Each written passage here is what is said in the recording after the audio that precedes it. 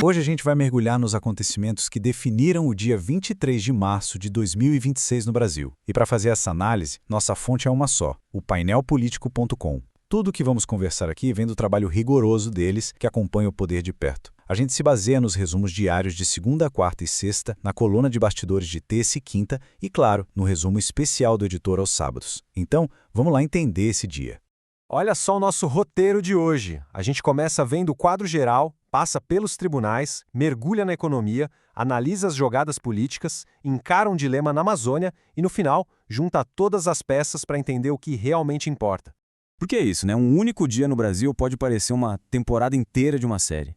E hoje a gente vai conectar os pontos entre o que aconteceu nos tribunais, na economia e, claro, na arena política. E para começar a entender esse quebra-cabeça, nosso ponto de partida é a justiça. Ela foi o palco de dois casos de enorme peso, cada um testando os limites e a balança do nosso sistema jurídico de um jeito bem diferente. O primeiro caso envolve o ex-presidente Jair Bolsonaro e é uma verdadeira queda de braço. De um lado, a Procuradoria-Geral da República pede a prisão domiciliar, alegando que a saúde dele está debilitada. Do outro, o ministro Alexandre de Moraes, que precisa decidir, já havia negado um pedido parecido, afirmando que o tratamento necessário estava sendo fornecido. É um embate direto entre argumentos de saúde e a aplicação rigorosa da lei.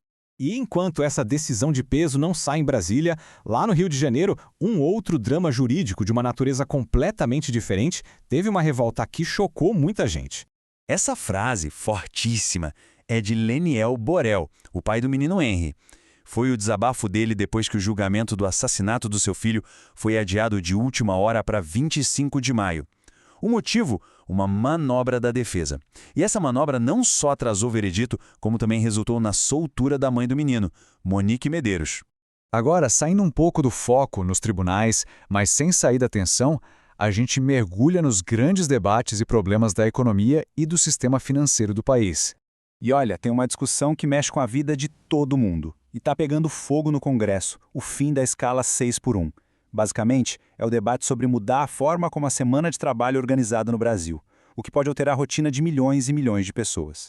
E aqui os números mostram bem o tamanho do impasse. De um lado, a Confederação Nacional da Indústria, CNI, fala em um custo gigantesco, de mais de 260 bilhões de reais. Do outro, os sindicatos dizem que a mudança pode criar 4,5 milhões de empregos. É uma diferença brutal de perspectivas. E como se não bastasse esse debate enorme, em paralelo tem um escândalo financeiro ganhando corpo, e que ameaça respingar em altas esferas do poder, abalando tanto o sistema bancário quanto o cenário político. É o caso do Banco Master. Olha só como a coisa se desenrolou. Tudo começou com uma suspeita interna de que servidores do Banco Central estariam atuando como consultores para o banco. A situação escalou rápido, com a suspensão desses servidores e a prisão do dono do banco. E agora, o ponto mais explosivo.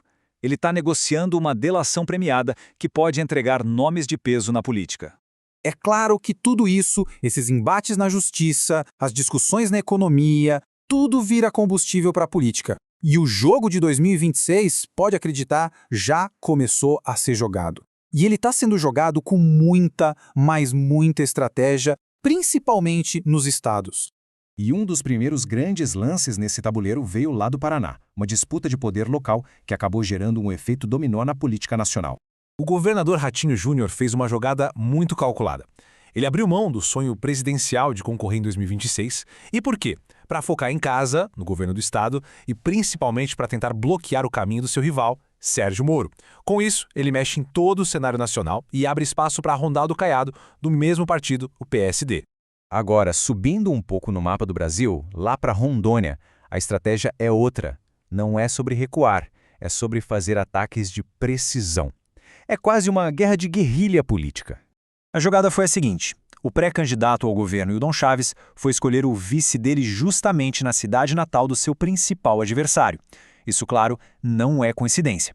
É um ataque cirúrgico para tentar dividir e enfraquecer a base de apoio do oponente dentro da casa dele.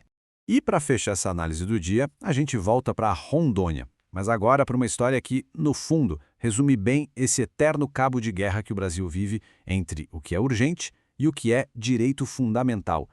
12%. Guarda bem esse número. É o tanto de uma reserva biológica única na Amazônia, a do Guaporé, que já foi comprometida por uma espécie invasora. uma crise ambiental gravíssima.